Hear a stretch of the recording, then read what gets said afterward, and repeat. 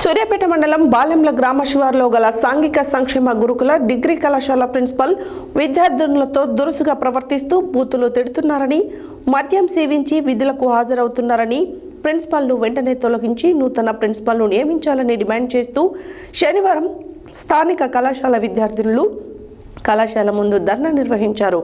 ఈ సందర్భంగా పలువురు విద్యార్థినులు మీడియాతో మాట్లాడారు.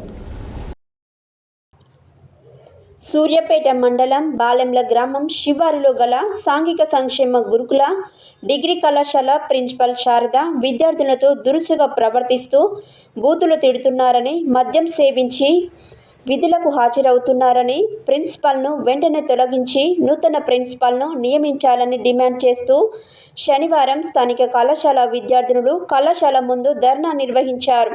ఈ సందర్భంగా పలువురు విద్యార్థులు మీడియాతో మాట్లాడుతూ కళాశాల ప్రిన్సిపల్ శైలజను తక్షణమే విధుల నుండి తొలగించి నూతన ప్రిన్సిపల్ను నియమించాలని అన్నారు.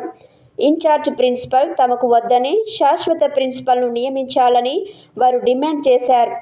ప్రిన్సిపల్ కుమారుడు కాలేజీకి వచ్చినప్పుడు క్యాంపస్లో వారం రోజుల పాటు ఉంటాడని, తాము చాలా ఇబ్బందులు పడుతున్నామని వారు తెలిపారు. ఈ సందర్భంగా ఆర్ఓసి అరుణ మాట్లాడుతూ కళాశాలలో జరుగుతున్న సంఘటనలపై అధికారులకు నివేదన పంపించామని, త్వరలోనే 3 సభ్యుల కమిటీ కళాశాలకు వచ్చి విచారణ చేపడతారని అన్నారు.